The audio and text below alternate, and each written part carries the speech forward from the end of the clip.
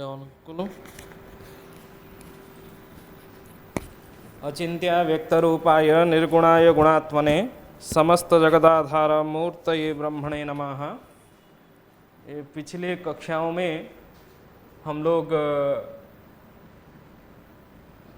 चर साधन और चर संस्कार कैसे किया जाता है, भुजांतर चरांतर संस्कार कर चुके थे। उसमें लगभग सभी का डाउट क्लियर हो गया होगा और आपने घर में प्रैक्टिस करके आए होंगे ना। किसी को कोई संदेह है तो पूछिए, नहीं तो आगे चलते हैं। आगे आज उदयांतर संस्कार के विषय है। और उदयांतर क्या है बेटा, उदयांतर क्या है पहले आप लोगों को पता होगा, क्योंकि ये श्रीपति और लल्लाचार्य और सिद्धांत शिरोमणि में भास्कराचार्य उदयांतर के विषय में पहले बता चुके हैं। और उसके बाद इस मत को भी ग्रहण किए हैं सामंत चंद्रशेखर जी ने। उदयांतर मध्य सूर्योदय और स्फुट सूर्योदय अनयोः अंतरम उदयांतरम। और उदयांतर उसको भी कहा जा सकता है, जिसको नोट करना है कर लीजिए। भुजांतर और भुजांश और विषुवांश, भुजांश क्रांतिवृत्त में प्राप्त होता है और विषुवांश जो है वो नाड़ीवृत्त में है। भुजांश विषुवांश अनयोः, उन दोनों का जो अंतर है, अनयोः अंतरम, भुजांश विषुवांशयोः अंतरम उदयांतरम। तो भुजांश विषुवांश का अंतर को भी उदयांतर कहा जाता है।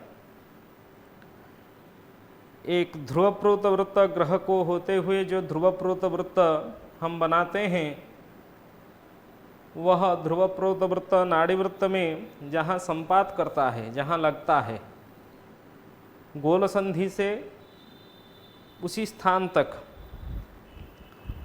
जो मान है नाड़ीवृत्त में, उसको विषुवांश कहा जाता है। थोड़ा सा चित्र पहले देख लीजिए, उसके बाद लगभग सभी को पता होगा। यदि पता नहीं है नोट कर लीजिए। क्या बोल दीजिए। हाँ, अभी पहले समझा लेता हूँ, उसके बाद हम नोट कर लेंगे। जैसे एक नाड़ीवृत्त होता है और दूसरा एक क्रांतिवृत्त होता है। नाड़ीवृत्त और क्रांतिवृत्त। नाड़ीवृत्त कैसे बनता है वो तो हम लोगों को पता है। ध्रुव स्थान से नाड़ीवृत्त बनता है और क्रांतिवृत्त कदम्ब स्थान से 90 में क्रांतिवृत्त बनता है। ध्रुव स्थान से 90 चाप में जो वृत्त बनता है वो नाड़ीवृत्त है। और कदम्ब स्थान से 90 चाप में जो वृत्त किया जाता है वो क्रांतिवृत्त है। हाँ, नाड़ी और क्रांति वृत्त की परम दूरी जो है उसको क्रांत्यंश कहा जाता है, परम क्रांत्यंश। और परम क्रांत्यंश कितना है वो आप लोगों को पता है। कितना है? सामंत चंद्रशेखर जी के अनुसार 23 हाँ 23 डिग्री 30 कला है। ठीक है। इसमें गोल संधि में क्रांति कितना है? 0 क्रांति है। और जैसे हम लोग जानते हैं क्रांति वृत्त में उसको भववृत्त भी कहा जाता है। भववृत्त मतलब राशि वृत्त। उसी क्रांति वृत्त में हम लोग राशि और नक्षत्रों को परिकल्पना करते हैं। 12 राशियों की परिकल्पना है। सोच लीजिए मेष और इसी तरह वृष और ये मिथुन का अंत, हाँ, उसी तरह ये कर्क का अंत बिंदु है और सिंह का अंत मतलब कन्या का प्रारंभ। इसी तरह समझे। ध्रुव ग्रह जहाँ हो, ध्रुव को होते हुए और ग्रह को होते हुए जो वृत्त चलता है उसको ध्रुवप्रोत कहा जाता है। ध्रुव ग्रहगतम, ध्रुवस्थानात् ग्रहगतम वृत्तम ध्रुवप्रोतम इति उच्यते। ध्रुव और ग्रह को होते हुए जो वृत्त चला जाता है उसको हम क्या कहते हैं? ध्रुव प्रोत ध्रुव प्रोत वृत्त कहते हैं। यहाँ देखिए ये नाड़ी वृत्त है, ये नाड़ी वृत्त। गुरुजी स्क्रीन नहीं आ रही है। स्क्रीन नहीं आ रही है? हाँ स्टॉप हो गई है। पहले तो फ्रीज हो गई थी, मतलब दिख नहीं रहा था, जैसे जो आप पहले लिखा हुआ था बस उसी वही था, उसके बाद फिर स्टॉप हो। अरे ऐसे क्यों हुआ? तू कौन कर दिल ना घड़ा? हाँ। थोड़ा सा सबको अभी कुछ समय लेते हैं। माइक ये भी ऑन नहीं हो रहा है। हाँ, हाँ? ठीक है, इसमें कर लेते हैं। क्षेत्र व्हाइट बोर्ड तो खोलो।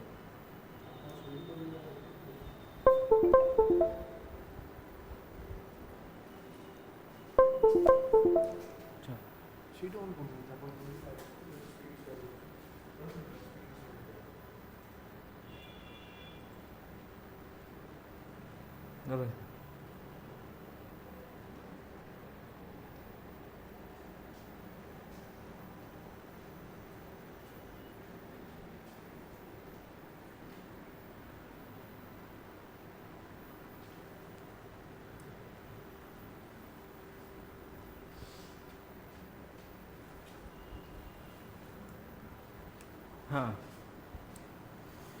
क्या है? अभी स्क्रीन सबको दिख रहा होगा। हाँ जी। ध्रुव बिंदु और ध्रुव बिंदु से 90 में जो वृत्त किया जाता है वो नाड़ी वृत्त, और कदम्ब स्थान से क्रांति वृत्त, और परम क्रांति जो होता है वो नाड़ी क्रांति के दूरी को परम क्रांति कहा जाता है। परम क्रांति 23 डिग्री 30 कला, और गोल संधि नाड़ी क्रांति वृत्त की संपात बिंदु को गोल संधि कहा जाता है। रिकॉर्डिंग स्टार्ट कर दो। गोल संधि में शून्य क्रांति होता है, और जैसे क्रांति वृत्त में 12 राशियां रहते हैं, वहाँ किसी भी स्थान हम किसको मान ले? सूर्य को व किसी भी ग्रह को मान लेते हैं। तो ध्रुव और ग्रह को होते हुए जो वृत्त चला जाता है उसको क्या कहा जाता है ना? ध्रुव प्रोत वृत्त, प्रोत वृत्त। इसी तरह ग्रह जहाँ जहाँ जाएगा वहाँ वहाँ ध्रुव प्रोत वृत्त हम बना सकते हैं। और उसी ध्रुव प्रोत वृत्त में क्या होती है? नाड़ी और क्रांति वृत्त की जो अंतर है उसको क्रांति कहा जाता है। यहाँ से यहाँ तक का जो अंतर है ये क्या है? क्रांति है। लेकिन गोल संधि से ग्रह तक क्रांति वृत्तीय मान जो है वो क्या है? भुजांश है। ये हम लोग भुजांश से भुजज्या निकालते हैं, पहले से हम लोगों को पता है। और गोल संधि से नाड़ी वृत्त तक सीधा हो गया।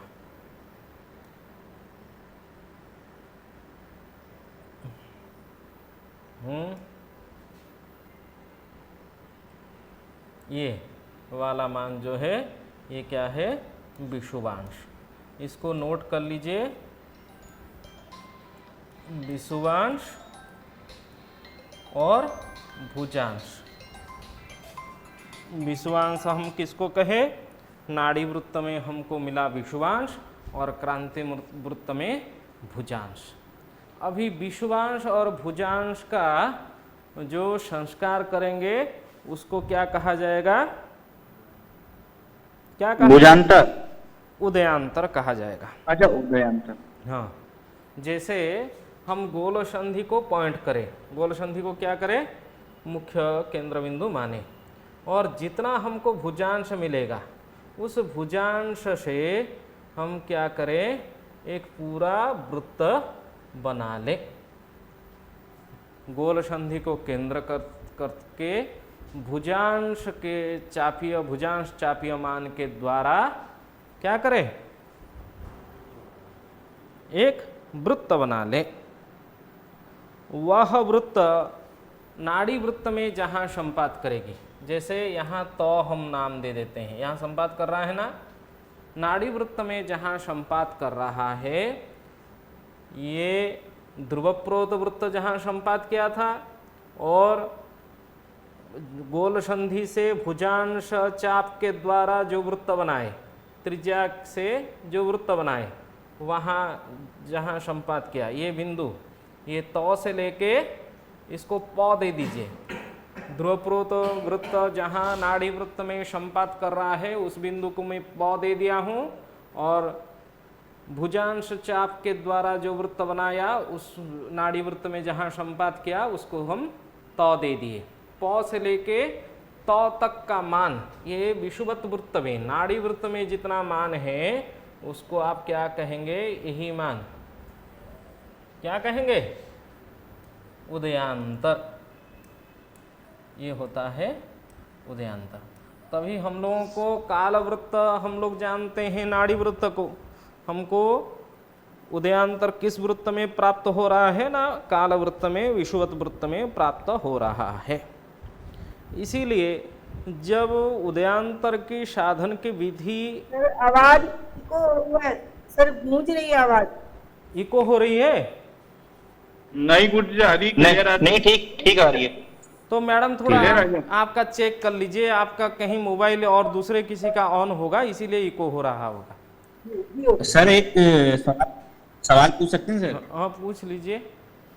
सर ये जो हम क्रांतिवृत्त से जो भुजांश से कितने का चाप ले रहे हैं सर, इसमें जो वृत्त बन रहा है हमारा? आपका भुजांश जितना होगा, भुजांश किसको उतना ही कहा चाप। जाता है, गोल संधि से लेके गोल जो संधि अहोरात्र से वृत्त जो हमारे- ग्रह जहां ध्रुवप्रोत वृत्त क्रांति वृत्त में जहां संपात कर रहा है, वहां तक क्रांति वृत्तीय चाप का मान जो है उसको भुजांश कहा जाता है। लिख लीजिए।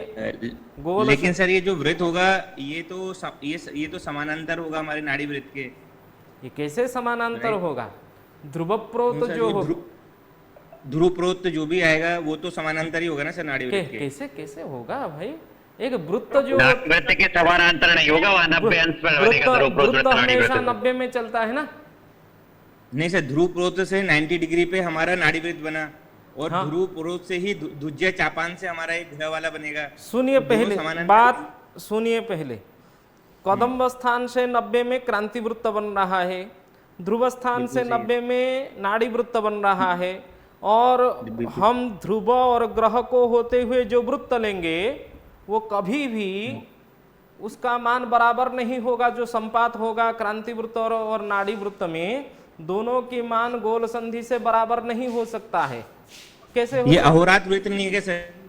हाँ तो दुज्या ये अहोरात्र नहीं है, ध्रुव से ग्रह तक हम जो बोलते हैं उसको तो अहोरात्र, क्या कह रहे तो हैं, धुज्य चाप। क्या आप कंफ्यूज हो रहे हैं बात को, कंफ्यूज? हम ये कह रहे हैं सर, हम हमारे हिसाब से जो हमें लग रहा है कि अहोरात्र वृत्त हुआ सर, क्योंकि ध्रुव से ग्रह तक हम जो लेते हैं वो अहोरात्र वृत्त बना, उसी अहोरात्र वृत्त में ग्रह, और जब ध्रुव से जो भी ध्रुव सुनिए, केंद्रित होंगे वो सुनिए, सुनिए। नाड़ी के समानांतर बनेंगे। सुनिए पहले बात, ये हो गया अहोरात्र वृत्त ना। ठीक है सर। नाड़ी वृत्त के समानांतर में जो दुज्या चापांश किस में मिलता है? ध्रुव से ये हाँ नाड़ी ध्रुव। वृत्त के समानांतर बनेगी। अरे दुज्या चापांश का परिभाषा क्या है?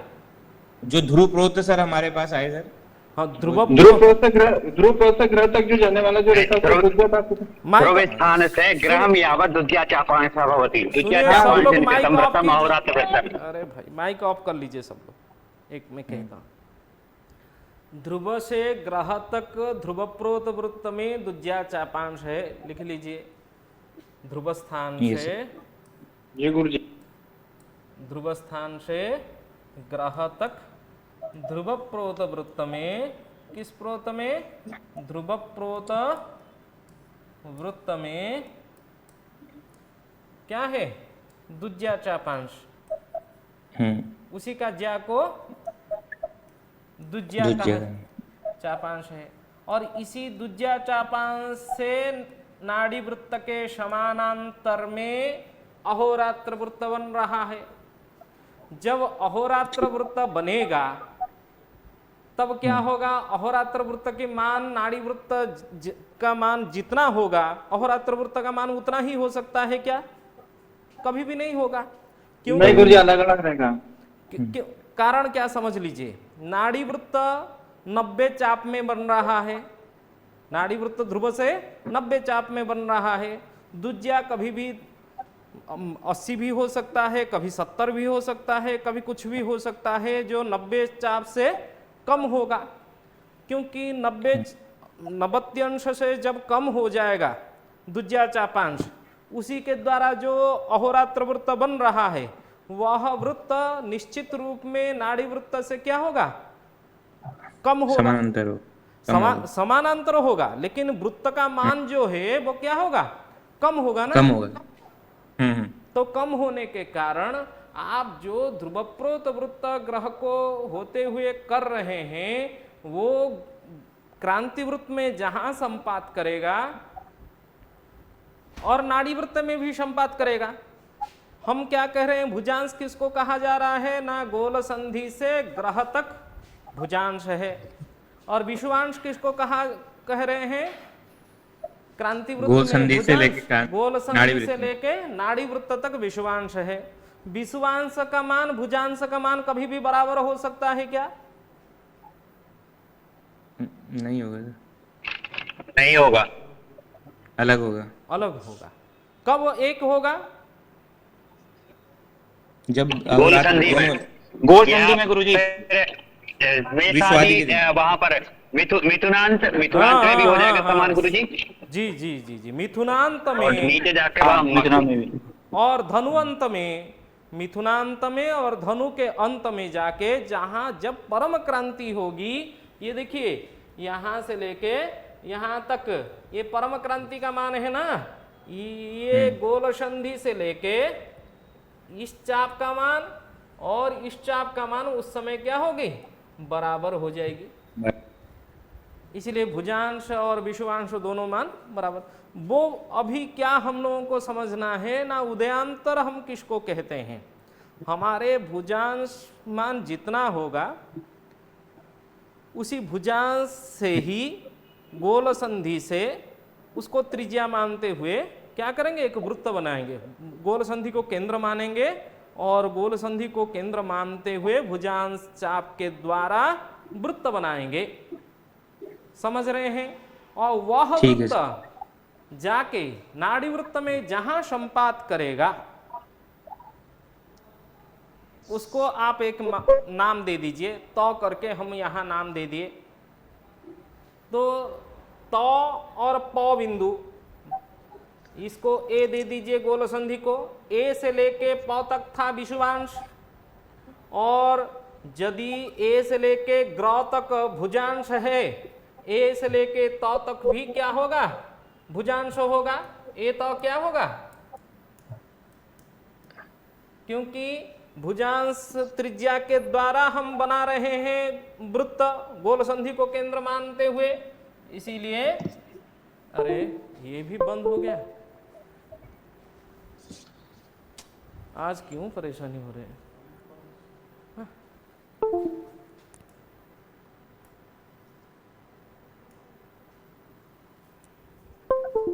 आज उदयांतर अच्छा दिन में हम नहीं पढ़ाए।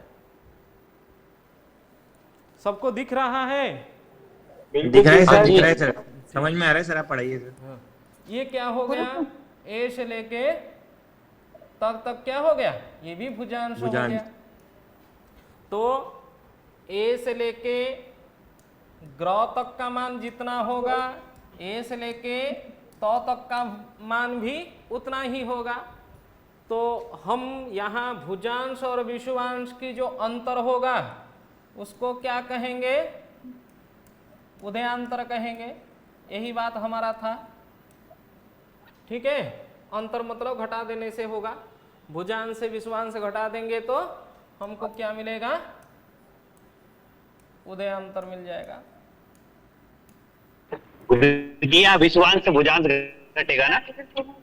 हाँ, भुजांश मान जब जरूर बड़ा होगा यहाँ, और विश्वांश कम होगा, उससे घटा दीजिए, भुजांश से विश्वांश को घटा दीजिए, उदयांतरांश प्राप्त होगा इसको। लेकिन तो तभी तो सर ये भी हो सकता है कि जो भुजांश है वो छोटा हो जाएगा विश्वांश से। हाँ, विश्वांश छोटा हो जाएगा, लेकिन ये छोटा कभी छोटा होगा कभी बड़ा होगा, ये गोल के क्षेत्र में अलग दिखेगा। यहाँ हम समतल एक धरातल के ऊपर समझ रहे हैं, इसीलिए इसको केवल आप उतना मानिए, विश्वांश और भुजांश के अंतर को उदयांतर कहा जाता है। गोलीय क्षेत्र में बाद में आप देख लीजिए, उसमें समझ में आ जाएगा। अभी गुरुजी एक बार ये वाला बना दीजिए। क्या करूं, लिखा दूं? नहीं, ये जो आपने नीचे व्रत बनाया है भुजांश विद्या वाला, ये बोर्ड पर पूरा बना के दिखा दीजिए। बोर्ड पे बना है, गोल पे? गुरुजी हाँ, बोर्ड पर ये जो आपने अरे नीचे अभी गोल पर सारा बनाना लगूंगा तो वो माने आप लोग सामने में नहीं है, कहीं दूर में खड़े बैठे हुए हैं, गोल पर ध्रुव वृत्त कहाँ से खींच के आपको दिखाऊंगा, उससे आप कंफ्यूज हो जाएंगे। इसी में समतल भूमि में समझ लीजिए, पास में होते तो पूरा समझा देता, अभी आप लोग दूर में बैठे हैं, कैसे मैं एक समतल भूमि धरातल के ऊपर इसीलिए समझाया हूँ, आप इसको समझ लीजिए। गुरुजी आपने अभी बताया था जैसे भुजांश और विश्वांश मिथुनांत में धुनांत में समान रहेंगे, है ना? हाँ, तो यहाँ गोल पे भी समान रहेंगे, क्योंकि वहां पे 0 ऐसे होगा गोल संधि में। गोल संधि में सुनिए, गोल संधि में जो ध्रुवप्रोत वृत्त होगा वो मेषादि में यदि और तुलादि में आप ध्रुवप्रोत वृत्त बनाएंगे, वहाँ क्या होगा ना, दुज्या चापांश 90 हो जाएगी, होगी या नहीं? हाँ जी। यदि दुज्या चापांश 90 हो गया, तभी वहाँ बनने से क्या मतलब होगा, वही उदयांतर 0 हो जाएगा, वही नाड़ी वृत्त ही अहोरात्र वृत्त बन जाएगा। हाँ, नाड़ी वृत्त जब अहोरात्र वृत्त बन जाएगा, वहाँ दिन रात्रि समान होगी, वहाँ उदयांतर की क्या प्रयोजन है? समझ रहे हैं बात को? बिल्कुल गुरुजी समझ गया, बिल्कुल। हाँ, तो धन्यवाद। आप गोल संधि में उसको क्यों ले रहे हैं? हम गोल संधि में उसको नहीं लेंगे, अभिष्ट स्थान में हम लोगों को लेना है। और आप लोग जानते हैं, बार बार मैं कह चुका हूँ, 90 में से क्रांति को घटाएंगे तो दुज्या चापांश प्राप्ति होगा, और दुज्या चापांश और क्रांतियांश दोनों को जोड़ देते हैं तो क्या मिलता है हमको? 90 डिग्री मिलता है। ठीक है, तो सबसे जो परमाल्प दुज्या चापांश है वो मिथुन के अंत बिंदु में प्राप्त होता है। मिथुनांत में यहाँ से लेके यहाँ तक का, ध्रुव से लेके मिथुनांत बिंदु में दुज्या चापांश को हम परमाल्प दुज्या चापांश कहते हैं। ये क्या है? दुज्या चापांश। तो परमाल्प दुज्या चापांश कितना होगा ना, परम क्रांति में से उसको घटा देने से हम लोगों को पता चल जाएगा। ठीक है, उसको लिख लीजिए, अल्प, अल्प मतलब सबसे कम, परमाल्प दुज्या चापांश 90 में से परम क्रांति हम लोग जानते हैं कितना है ना, 23 डिग्री 30 कला है। लिखिए, 23 डिग्री 30 कला में से 90 में से 23 डिग्री 30 कला घटाते हैं तो 30 का 30 और यहाँ 66 होगा ना, तभी परमाल्प दुज्या चापांश जो है वो कितना होगा? 66 डिग्री 30 कला होगा। सब लोग हैं या कहीं कट गया? नहीं गुरुजी सुन रहे हैं। हाँ, नहीं सुन रहे हैं। तभी हम लोगों को जब त्रैरासिक अनुपात, वो सिद्धांत शिरोमणि सूर्य और श्रीपति के सिद्धांत शेखर और सामंत चंद्रशेखर जी के सिद्धांत दर्पण, सभी में उदयांतर साधन का जो त्रैरासिक अनुपात दे रखा है वो किससे है ना, स्पष्ट सूर्य को अयनांश जोड़ देते हैं, क्योंकि हर समय में ग्रह हम लोगों को अयनांश जोड़ के सायन ही ग्रहण करना है जब हम साधन करेंगे। तो इसीलिए श्लोक में आप सिद्धांत शिरोमणि में देखेंगे तो श्लोक एक लिखा है उदयांतर साधन में, युक्तायनांशस्य तु मध्यमस्य भुक्ता शबो अर्कस्य निरक्ष देशे मेषादिभुक्तोदय संयुताये यश्चायनांशान्वितमध्यभानुः लिप्तागणस्तत् विवरेण निघ्नि गतिर्ग्रहस्य द्विनिशाशु भक्ता। अरे रुको, द्विनिशाशु भक्ता स्वर्णम ग्रहे चेद शबोधिकोना इदम ग्रहाणम उदयांतराक्षम। उसमें क्या सूत्र कहता है ना, आप अयनांश जोड़ दीजिए और वो सारे सूत्र के हिसाब से उदाहरण हम करके इसमें दिखाए हैं। तो एक बार आप लोग ग्रुप में भेज दूंगा थोड़ी देर के बाद। गुरुजी, हाँ, आपने एक लाइन बोली थी, उसे कंप्लीट कर दीजिए। ध्रुव स्थान से ग्रह तक ध्रुव प्रोत में विद्या चापांश, इसी विद्या चापांश के आगे आपने कुछ बोल रहे थे कि मैं बताता हूँ, लाइन बता रहे थे लिखने के लिए। दुज्जा चापांश के द्वारा नाड़ी वृत्त के समान अंतर में अहोरात्र वृत्त बनते हैं, यही बोल रहे हैं। हाँ ठीक है गुरुजी। ठीक है, दुज्जा चापांश के द्वारा नाड़ी वृत्त के समान अंतर में जो वृत्त बनाया जाता है उसको अहोरात्र वृत्त कहा जाता है। सर यहाँ पर एक सवाल और है, अरे पहले समझा दूं उसके बाद सवाल पूछ सकते हैं सर? ठीक है। ये जो सर हम ग्रह आएगा, जो इससे उदयांतर आएगा सर, ये ऊपर आएगा या नीचे आएगा, प्लस या माइनस का कैसे संस्कार होगा सर इसमें? नाड़ी वृत्त से अगर ऊपर होगा जो अंतर है उसमें उसका भी कुछ रहेगा? ओज युग्म ओज पदयो हो, उसमें करके श्लोक में कहा है ग्रह कौन से पद में है। सायन ग्रह जब हम बना लेते हैं अयनांश जोड़ने के बाद, इसमें पूरा दिया हूँ, लिखा भी हूँ, क्योंकि माइनस प्लस की समस्या होती है इसीलिए मैं पूरा लिख दिया हूँ। सायन सूर्य समपद में हो तभी उदयांतर फल को ग्रह में जोड़ा जाता है, और विषम पद में हो तो उदयांतर को घटाया जाता है। इसमें सूत्र में लिख दिया हूँ, उसमें आप समझ जाएंगे। लेकिन पहले तो उदयांतर साधन जो करने की विधि है उसको समझ लेते हैं। ठीक है। श्लोक में क्या कहता है सिद्धांत शिरोमणि सूर्य सिद्धांत दर्पण में चलते हैं। उसमें कहता है युक्तायनांशस्य, अयनांश जोड़ देना है। हम भी यहाँ क्या किए हैं, जो चर संस्कृत स्पष्ट सूर्य मेष प्रथम दिन का लिए हैं, कितना लिए हैं, 11 राशि 29 अंश 59 कला 29 विकला 25 परा, है ना। ये चर संस्कार करने के बाद हम लोगों को इतना स्पष्ट सूर्य प्राप्त हुआ। उसमें मेष प्रथम दिन के जो अयनांश है उस अयनांश को हम जोड़ दिए हैं। आप लोग तो जोड़ सकते हैं, उसमें कोई समस्या नहीं है। और जोड़ने के बाद अंश कला विकला परा विपरा में मान मिल जाएगा हम लोगों को। ये कहता है न मध्यमस्य भुक्ताशवः, भुक्त अशव भी निकाल लीजिए। एक भुक्ता अशु कैसे निकालते हैं, जब मेष राशि में अशु का मान लिखा हुआ है ग्रंथ में, उसको त्रैराशिक अनुपात से दुज्या चाप के द्वारा निकाला गया है। यहाँ देखिए मैं लंकोदया सब क्रम से ग्रंथ से नोट किया हूँ। मेष राशि का 1675 अशु है, ये अशु में लिखा है। अशु मतलब प्राण होता है, प्राण मतलब पल को 6 में गुणा करेंगे तो वो अशु में बदल जाएगा, याद है ना सबको। और जी गुरुजी, ये 1600 जो 75 लिया है गुरुजी, ये जो टेबल से लिया है गुरुजी, है ना, दुज्जा चाप टेबल से। हाँ, उसको कैसे लिया गया है वो भी बता दूंगा, आप थोड़ा वो कैसे लिया वो बता दीजिए। हाँ, धैर्य रखिए।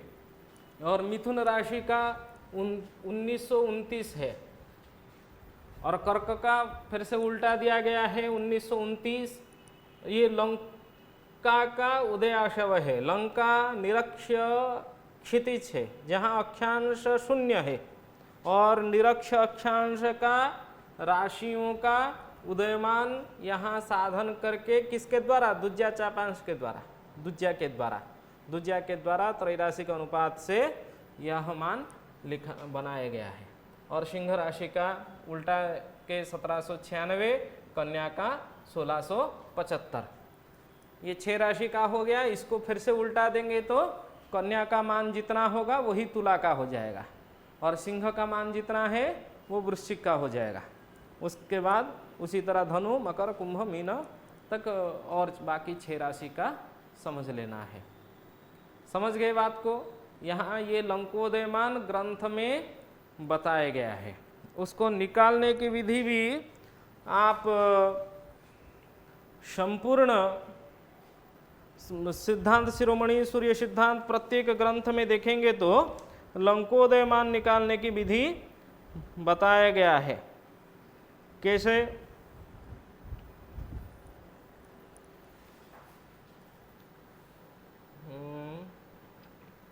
थोड़ा सा ये खागाटे और गोवे का क्या कह रहा है वो? गुरु जी जो उदयमान के बारे में आया है ना, खागाटे और गोगई का शरद रंग के हिमांशु स्वदेश खंडोना वंशिक उदया से साधन का सूत्र आया वहां पर। बेवकूफ। पहले ये पूछ रहे हैं, ये जो 1675 वो तो सिद्धांत शिरोमणि में जो मान है उतना मान सिद्धांत दर्पण में नहीं है, ये दोनों में भिन्नता है। यहाँ देखिए प्रत्येक सायन सूर्य का क्रांति से चर और निरक्ष उदय प्राण और उदयांतर प्राण और क्रांति कला, ये सामंत चंद्रशेखर जी ने 24 खंड बना दिए हैं, क्योंकि प्रत्येक सारणी वो अपने ग्रंथ में लिखते हैं। और 24 खंड मतलब प्रथम खंड 200 कितना है, 225, द्वितीय खंड जो है वो 450, उसी तरह 225 को 3 में गुणा करेंगे तो कितना होगा, तृतीय खंड का मान आ जाएगा, तृतीय खंड, चतुर्थ खंड, इसी तरह 24 खंड। एक वृत्त के पाद में 3 राशि होते हैं, और 3 राशि में कितने खंड होते हैं ना, 24 खंड होते हैं। और यहाँ सामंत चंद्रशेखर जी ने 3 खंडों का मान 24 खंडों का मान साधन करके लिख दिए हैं। क्रांति कला भी लिखे हैं, और दुज्या चापांश प्रत्येक खंड का मान लिखे हैं, और उत्कल मध्य अक्षांश से चर प्राण निकाल के लिखे हैं। श्री पुरुषोत्तम श्री क्षेत्र का अक्षांश लेकर के चर प्राण भी साधन करके लिखे हैं, और निरक्ष देश लंका का उदय प्राण, और उसी के अनुसार आप देखिए उदयांतर प्राण भी है। जैसे आप लोग यहाँ सारणी में देखेंगे तो 225 में से 206 निरक्ष उदयांतर प्राण जो लिखा गया है, 226 प्राण और 27 उसको घटा देंगे तो आपको 18-23 मिलेगा। देखिए घटा के देखिए, आप लोग को 18-33 मिलेगा, उदयांतर प्राण होगा। ठीक है। उसी तरह 450 में से 400 निरक्ष उदय प्राण जो है वो 413-16 को घटाते हैं तो उदयांतर प्राण आपको 36-44 प्राप्त होगा। 675 में से 620-31 को घटाएंगे तो 54-29 प्राप्त होगा। इसी तरह प्रत्येक खंड का कलात्मक मान 225 को गुणा करके ही खंड बनाए हैं ना। जैसे चौथे खंड का मान कितना है, ये 900 में से आपको आपके जो उदयांतर प्राण है चौथे खंड का 828-43 को घटाते हैं तो 71-17 प्राप्त होता है निरक्ष उदय। परंतु आपका विषय उसी तरह 8वां खंड, एक राशि में कितने खंड होते हैं, 8 खंड होते हैं। 3 राशि में कितने खंड होते हैं ना, 24 खंड होते हैं। 8 तिया 24, 8 को 3 में गुणा करेंगे तो 24 होगा ना। इसीलिए 8वें खंड का जो मान है यहाँ देखिए 1675 निरक्ष उदय प्राण जो है वो कितना है, 1675 प्राण और 23, समझ गए। और 8वां खंड का जो कलात्मक मान होगा 225 को आप 8 में गुणा करेंगे तो 1800 होगा। एक राशि में कितने कला होते हैं, एक राशि 30 अंश है, 30 अंश को 60 में गुणा करेंगे तो कितना होगा, 1800 होगा। तो 1800 से आप 1675 23 को घटा देंगे तो कितना मिलेगा, 124 प्राप्त होगा। वर्तमान प्रश्न है ये जो निरक्ष उदय प्राण क्योंकि ये उदयांतर प्राण तो आप लोगों को समझ में आ गया होगा, इसको आप भुजांश कह सकते हैं। 225, 450, 675, 900, इसी तरह प्रत्येक खंड का जो कलात्मक मान है उसमें से कला बराबर अशु होता है, प्राण होता है।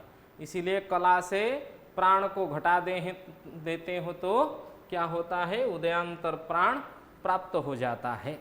प्रत्येक खंड का उदयांतर प्राण ऐसे निकाल के यहाँ लिखा गया है ग्रंथ में, सामंत चंद्रशेखर जी ने लिख दिए हैं। लेकिन हमारा यह प्रश्न होना चाहिए ये जो निरक्ष उदय प्राण निकाले हैं वो कैसे निकाले हैं।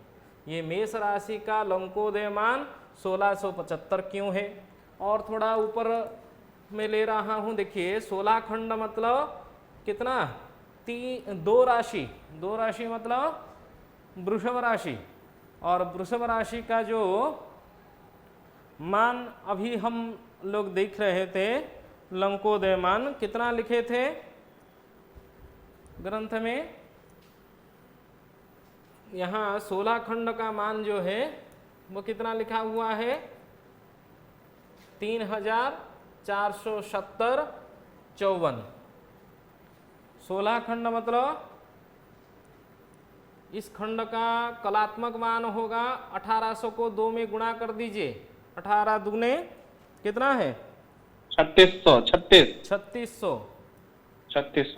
ठीक है, ये 3600 जब 16 खंड का कलात्मक मान होगा उसका निरक्ष उदयाशव जो होगा व प्राण जो होगा वो 3470 प्राण 54 विप्राण में प्राप्त होगा। और 3600 में से 3470 54 को घटाएंगे तो 129 ये क्या हो गया, उदयांतर 129 6 हो गया उदयांतर प्राण। और थोड़ा और ऊपर चलिए, 24 खंड का मान देख लीजिए और थोड़ा डाउट क्लियर होगा आप लोगों का। देखिए 24 खंड मतलब 3 राशि, 3 राशि 225 को 24 से मल्टीप्लाई करना है, 225 को 24 से मल्टीप्लाई करेंगे तो कितना होगा ना, 5400 होगा। कितना होगा, 5400।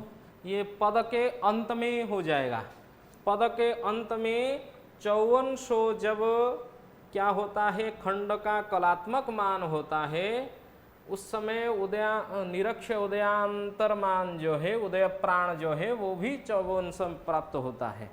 उससे 5400 से 5400 घटाते हैं तो 0 हो जाता है उदयांतर प्राण। ये आप लोगों को थोड़ा इसका लॉजिक समझ में आ गया होगा। लेकिन अभी यह प्रश्न है प्रत्येक राशियों का जो खंड का निरक्ष उदय मान निकाले हैं वो कैसे निकाले हैं, यही है ना प्रश्न। गुरुजी मैं ही पूछ रहा था गुरुजी आपको कि आपने 225 लिया, 225 को मल्टीप्लाई करते जा रहे हैं गुरुजी आप। हाँ, तो ये 250 हम अपन जा मान सकते हैं, जा के हिसाब से ले रहे क्या गुरुजी आप। अरे भाई ज्यामान तो पहले से निकाले गए हैं ना, 24 खंड का ज्यामान निकाले हैं जी। तो गुरुजी अपन ने 225 से क्यों मल्टीप्लाई कर रहे हैं गुरुजी, कंटिन्यू। अरे प्रथम ज्याखंड का मान 225 होता है, इसीलिए ये टोटल एक वृत्तपात में 24 खंड है। मैं वही तो कह रहा हूँ, प्रत्येक राशि में 8 8 है इसीलिए क्या कर रहे हैं, 225 को मल्टीप्लाई करके आप उसी से ज्या साधन कीजिए। ज्या से ही ये जो सारणी बनाए हुए हैं वो कैसे बनाए हैं वो मैं बता रहा हूं। अरे प्रथम ज्याखंड का मान कितना है, 225 है ना। 225 है गुरुजी, हाँ। पर हर जा का मान अलग अलग है गुरुजी, सब जा का मान अलग अलग आएगा ना अरे गुरुजी।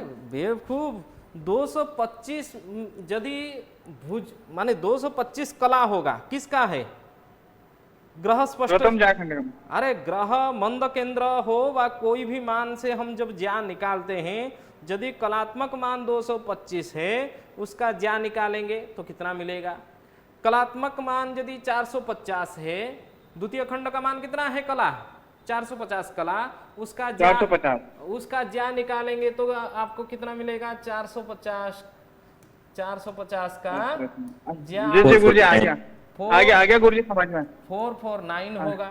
उसी तरह 675 कला जब क्या होगा, ग्रह का कलात्मक मान होगा, उसका ज्या आप निकालेंगे तो कितना होगा ना, 671 होगा। उसी 671 में से जी गुरुजी आगे गुरुजी, इसी ज्या में से क्रांति आ गया समझ में गुरुजी। हाँ साधन समझ लीजिए, क्रांति साधन करेंगे तो क्रांति का मान आ जाएगा।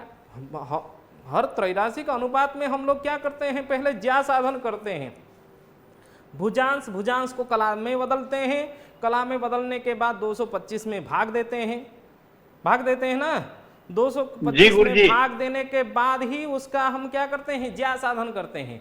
ज्या साधन कर लेने के बाद हम उससे क्रांति साधन कर सकते हैं, हम उससे द्विज्या साधन कर सकते हैं, उसी से त्रैराशिक अनुपात के द्वारा चर भी निकाल सकते हैं, उसी से ही निरक्ष उदय निकालना है। बात सबको क्लियर है? बिल्कुल क्लियर हो गया गुरुजी, बहुत बहुत धन्यवाद गुरुजी। हाँ, क्लियर है? जी गुरुजी क्लियर है। ठीक है, तो हम लोगों को अभी क्या करना है, निरक्ष उदय प्राण कैसे निकाला गया है, एक एक क्रांति साधन पहले से बता दिया हूं। यहाँ क्रांति चर फिर से एक एक करके नहीं बताऊं, द्विज्या भी बताया हूं। द्विज्या कैसे निकालते हैं बताइए। अंडर रूट त्रिज्या स्क्वायर और हाँ, त्रिज्या स्क्वायर और माइनस क्रांति ज्या का स्क्वायर बराबर द्विज्या स्क्वायर। हाँ ठीक है, द्विज्या आ जाएगा। माइक ऑफ कर लीजिए, जिसको पता नहीं है थोड़ा सा और एक बार सुन लीजिए। द्विज्या निकालते हैं कैसे ना, त्रिज्या वर्ग में से क्रांति ज्या के वर्ग को घटा के वर्गमूल लेते हैं तो हम लोगों को द्विज्या प्राप्त होता है। पहले से मैं द्विज्या साधन करने की विधि बता दिया हूँ। जब 225 ग्रह कला होगा उसमें क्रांति ज्या कितना होगा, और उसी से क्रांति ज्या से चापानयन करेंगे तो क्रांतियांश प्राप्त होगा। क्रांतियांश को कला में बदल देंगे तो 225 खंड का क्रांति कला जो होगा वो 8 9 कला 38वीं कला वो निकाल के लिख दिए हैं। और उसी प्रथम ज्या खंड भुजखंड का मान कितना है 225 कला, उसी से ज्या साधन किए और उसी ज्या से त्रिज्या वर्ग में से क्रांति ज्या के वर्ग को घटा के वर्गमूल लिए तो द्विज्या प्राप्त हुआ। यहाँ देखिए द्विज्या कितना लिखा है 3438 कला, त्रिज्या का मान भी 3438 कला है। आप साधन करके एक बार कोशिश करके सब लोग देख लीजिए, अपना अपना अभ्यास भी कर लीजिए, ये द्विज्या का मान इतना ही प्राप्त होगा। जो सामंत चंद्रशेखर जी ने सारणी बनाए हैं द्विज्या का मान 3438 कला के आसपास ही प्राप्त होगा, इसीलिए ये द्विज्या का मान 3438 कला लिखे हैं। और अक्षांश चर तो अक्षांश के द्वारा क्रांतियांश और अक्षांश के द्वारा निकालते हैं ना, अपने स्व स्थान का क्रांतियांश और अक्षांश से ही हम लोगों को क्या निकालना पड़ता है, चर निकालना पड़ता है। इसलिए श्री पुरुषोत्तम क्षेत्र का ही चर प्राण यहाँ लिखे हैं वो, क्योंकि सभी जगह का चर अलग अलग हो जाएगा। अक्षांश तो एक होगा लेकिन क्रांतियांश तो एक होगा लेकिन अक्षांश भिन्न भिन्न है, इसलिए चर प्राण भिन्न भिन्न होगा। लेकिन विषय हमारा था प्रश्न निरक्ष उदयासु कैसे निकालते हैं, इसी प्रश्न को समझना है हम लोगों को। चलो फिर से क्षेत्र में गोल में ना आज इतना होगा, आगे कल समझ लेंगे। मैं गुरु जी समझ लेते हैं, उदयांतर संस्कार बता दो थोड़ा सा। ठीक है, देखिए एक त्रैराशिक अनुपात होता है, हम लोगों को पता चल गया एक परमाल्प दुज्या चापांश है, तो हम क्या करेंगे, परम अल्प दुज्या चापांश लेंगे, परम अल्प दुज्या लेंगे, और उसमें हम लोगों को जैसे मेष राशि का चाहिए, मेष राशि का अंशात्मक मान कितना है, मेष राशि का अंशात्मक मान 30 अंश है, अरे है ना? हाँ जी गुरु जी, 30 अंश है गुरु जी। 30 को 60 में गुणा करेंगे तो कला में तो 1800 कला होगा। 1800 कला होगा, मतलब अष्टम खंड, ठीक है। हाँ। 8वां खंड का जो क्या होगी, भुजज्या, क्या लेंगे, 8वां खंड का भुजज्या लेंगे आप। 1800। आपकी स्क्रीन नहीं दिख रही, स्क्रीन नहीं दिख रही है, जहाँ आप लिख रहे हो नहीं दिख रही सर, फ्रीज है। लिख रहे हो क्या गुरु जी आप स्टिल स्क्रीन है, पे? स्टिल है, जो आप लिख रहे नहीं दिख। क्या कह रहे हैं आप लोग? जो गुरु जी आप लिख रहे हैं ना वो नहीं लिख रही है, कह रहे हैं कि जैसे वहाँ पहली फ्रीज है, सारणी के ऊपर फ्रीज हो। व्हाइट बोर्ड नहीं आ रहा, व्हाइट बोर्ड नहीं आ रहा है, अब आ गया। ओहो अब आया जा। सॉरी, मैं क्या किया हूँ, वो उसमें चला गया गलती से, ये कट गया, वो आ गया। ठीक है करता हूँ।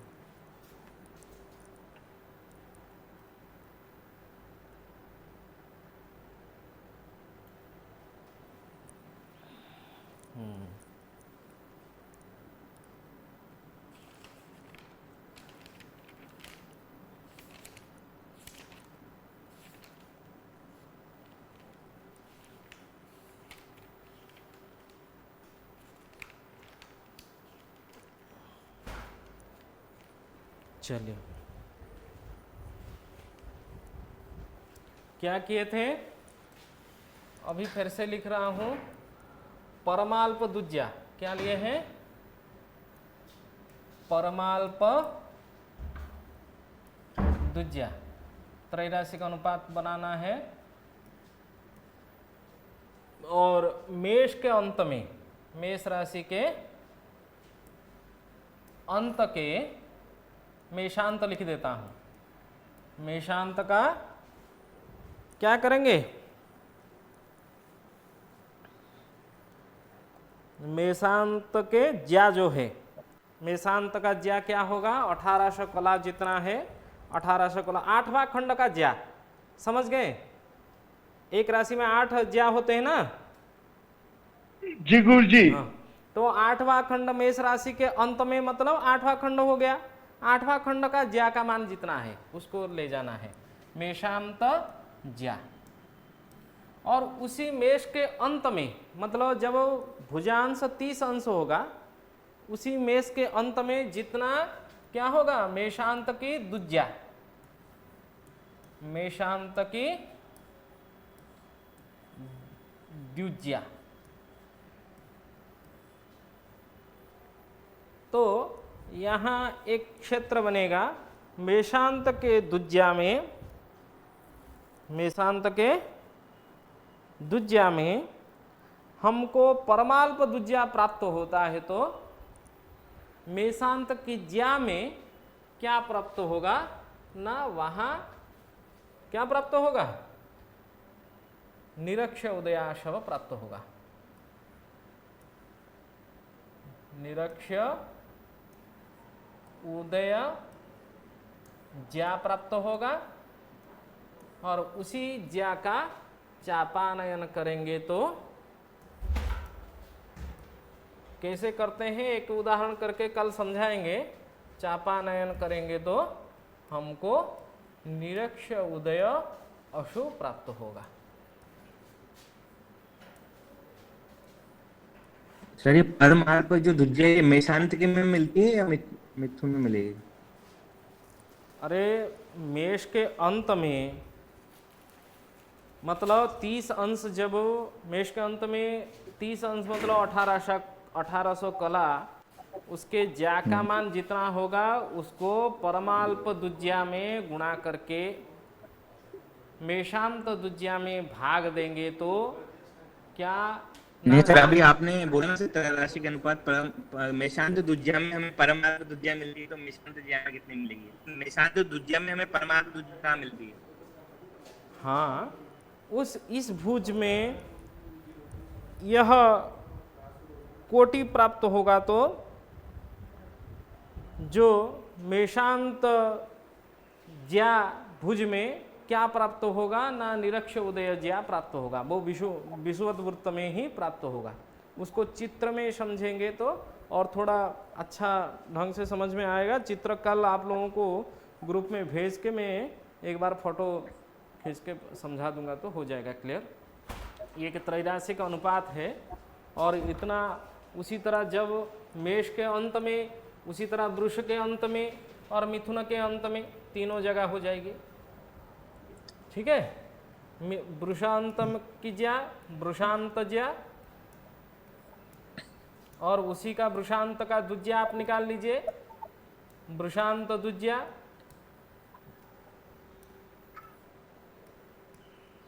वृषांत मतलब 2 राशि का, यहाँ 2 राशि 16वें खंड की ज्या प्राप्त मुझे 2 राशि का जो दुज्या है 3600। अरे 2 राशि का ज्या दुज्या 3600 नहीं होता है गुरुजी। 8 का 1600 होगा ना गुरुजी? 1600 8 राशि का जो अंत है 1600 गुरुजी। 8 खंड का क्यों रहेगा? 3600 का आप ज्या साधन करेंगे, 3600 कला का ज्या साधन करेंगे, उसको द्वितीय 2 राशि के ज्या होगा, वो उसी 2 राशि के ज्या को परमाल्प दुज्या में गुणा करके परमाल्प दुज्या में गुणा करके वृषांत दुज्या से भाग देंगे। वृषांत दुज्या मतलब 2 राशि के दुज्या में भाग देंगे तो वही द्वितीय राशि का निरक्ष उदयाशव प्राप्त होगा, निरक्ष उदयज्या प्राप्त होगा। ये आप यदि कोशिश कर सकते हैं, कोशिश कर लीजिए यहाँ, क्योंकि उदाहरण भी पूरा दिया गया है सारणी में।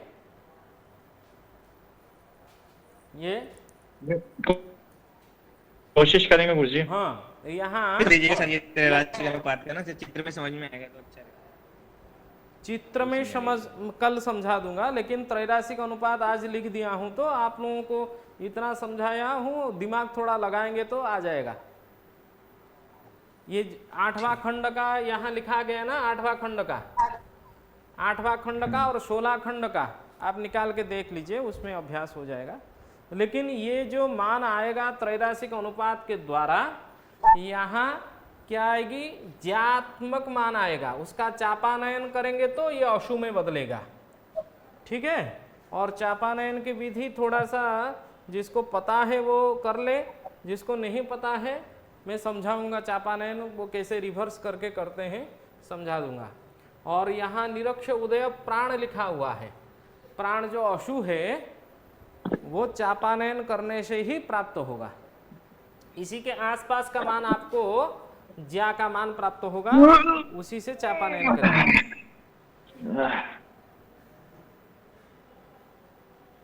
कल उदाहरण करके समझा देंगे, नहीं तो टाइप करके आप लोगों को भेज दूंगा एक बार, तो अभ्यास हो जाएगा। आज मेरा कक्षा है, 11 बज गया है, समय बहुत ज्यादा हो गया। गुरुजी पिछली रिकॉर्डिंग नहीं डाली, पिछले परसों की? आज दोनों डाल देंगे, आज समय नहीं हो पा रहा है, आज दोनों। ठीक है गुरुजी। गुरुजी प्रणाम। प्रणाम गुरुजी। प्रणाम गुरुजी।